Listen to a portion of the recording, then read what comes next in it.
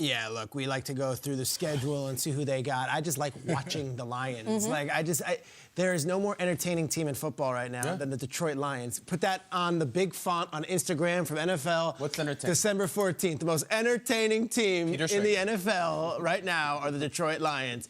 Peter Schrager. No Instagram, so someone else gets tagged. Instagram list. Instagram list, no tag. And the reason why, it's because of the great players and the great head coach, but the sneaky ninja in all this thing is offensive coordinator Ben Johnson. That's the guy that Dan Campbell referenced on that. And we'll see the play call right again here. This was the 3rd and 7 with the 4th quarter, game on the line. This is the play call that he makes.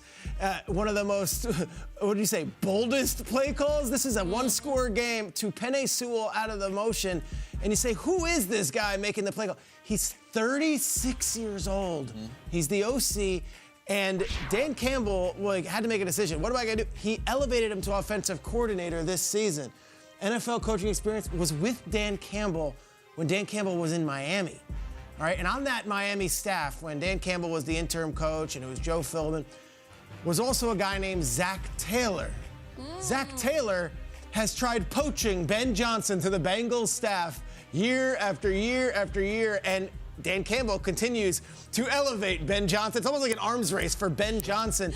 Here's a quote from Zac Taylor at the Super Bowl. I know it's smaller font, so let me read it for you. That's probably why he promoted him, because he knows he's got one of the best young coaches in the league right there on his staff. Why not promote him and help him call this offense? So really happy for Ben. I think it's a great move by Dan. He's going to continue to grow with the experience as it comes along, like we all have. Page 2 of the Zac Taylor quote on Ben Johnson. But again, I can't say enough positive things about Ben Johnson and the role he's going to have there in Detroit. That's from 2022. That's from the Super Bowl. The local media in Detroit were asking Zac Taylor, the Bengals coach who was in the Super Bowl, tell us about this Ben Johnson. And Zac Taylor stopped everything about Jamar Chase and Joe Burrow and did a 3-minute soliloquy on Ben Johnson. Probably couldn't wait to do it. He was ready to go. I'd love to talk about anything. This is how we're starting the show. Ben Johnson talk, because I think he's going to be a head coach next year. This offense is too good, too dynamic. He's going to interview with all of them. And I think he's playing a little loosey-goosey, and this is so fun to see if you're a Lions fan. Can they make the playoffs? Yeah, they can make the playoffs. They're a few games out. They've got to win a few games. Will they? I don't know. We're going to have to see how it goes. But I do think that when Minnesota is going this way, Detroit's going this way, Green Bay and Chicago are kind of right here. I think Detroit's going to be the hottest team coming down the stretch. You're not going to want to face them either in December or in January, and they might end up in the wild card round. Yeah, to piggyback what you said, they're so fun to watch. And I think that's what we get as fans. They're entertaining when you put the television on and you see these guys bouncing around, having a good time. And it starts with their head coach, Dan Campbell, but it now has overflowed into the players. They're out there, they're celebrating. Aiden Hutchinson is dancing. He showed that Michael Jackson clips early on in the preseason in Hard Knocks. And do they have a chance? Of course. They're not mathematically eliminated, so there's no way we can sit here and say, no, the Detroit Lions aren't going to make it. They dug themselves in a hole starting 1-6, but at the same time, the playoffs have changed in the NFL. There's now an extra team that is available. In order to do so, they're probably going to have to win out their last 4 games, starting with the New York Jets this weekend. But we've seen comeback stories. J-Lo, Ben Affleck are together after a long time.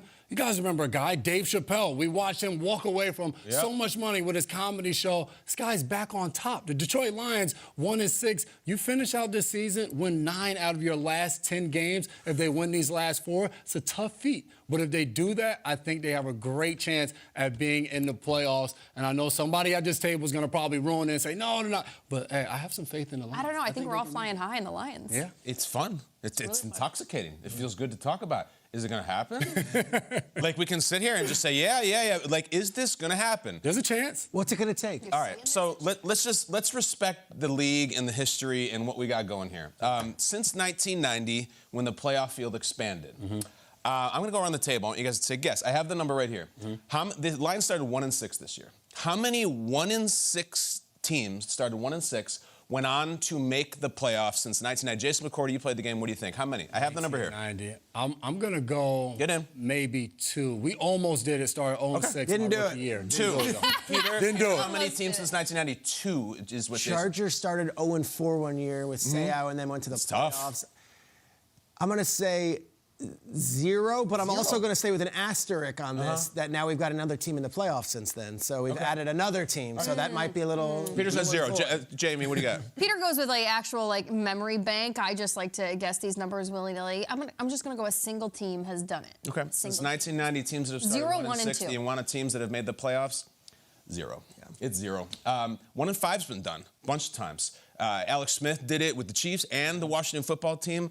Andrew Luck's last season with the Colts, they started 1 and 5. 1 and 6 has not happened. It doesn't happen. It is too difficult to overcome. In fact, you want to peel the thing further back? How many teams ever have done it since the merger? They have.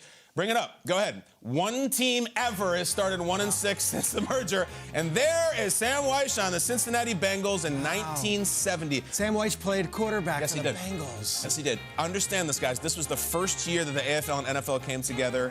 Yes, exactly. Paul Brown's there, and they were expected to get crushed by Pittsburgh and Cleveland, and they started 1 and 6, and then they made the playoffs. And then they got destroyed in the playoffs, but that's not the point. This is what Dan Campbell is trying to do. This long. It's right there, and we love what we're doing. We love all these Virgil players. Carter. I see Virgil Carter was actually the starting quarterback. Yeah, he's great. Virgil Carter was in front of him. So look at the camera as they carry a man with a fedora off. That was the origins of the West Coast offense. That team. That's was the what they AFC built. Central Division running the West Coast. So we love the old stuff. My point is it's a tall order, all right? And we haven't done the remaining schedule yet, but it's a tall order. I think they have to win out because they're gonna have to get to 9 and 8, and to realistically do this thing, things happen. There's been some brilliant 1 and 6. Look at that slate, though. I know. All right, you want to handicap that slate, Jamie? You want to do it? Are you into this? No, you go ahead. All right, so the Jets, I think this is a massive one. I think the next 2 games are going to decide it. I'll tell you why. Packers, last week of the season, very well may be playing Jordan Love. Who the hell knows? Bears, different deal going on. I think the next 2 weeks will decide it. You beat Jets and Carolina, I think you can go to the playoffs. It's a two-game stretch, though, of 2 other teams that are thirsty as hell. Tomorrow we'll probably start the show with the Carolina Panthers. That's my take. And the Seahawks above them, their next 2 games are the 49ers and the Chiefs. So there's some they're lurking right there because There's a lot of things to like about it. Yeah. History says it is almost Very impossible. true. Almost. Here's the thing about this Lions team, though, this year, is that those other 1 and 5, 1 and 6 teams, I have a gut feeling that the way they started the season, let's say, they weren't scoring points. Maybe they got shut out a couple times. This Lions team has been scoring. They just got beat. Like, the one that always stands out in my 48-45. If you can score 45 points and you lost, I still think there's something to write home about. And that happened to the Lions earlier this season. Now they're scoring points and their defense has picked up. And a lot of that has to do with Dan Campbell. I was thinking about what Kyle said the other day about the Eagles, and you're really trying to find something that could be like a tiniest of Achilles heel with the Eagles. Sure. Maybe it's the quote-unquote lack of experience Nick Sirianni has as a head coach.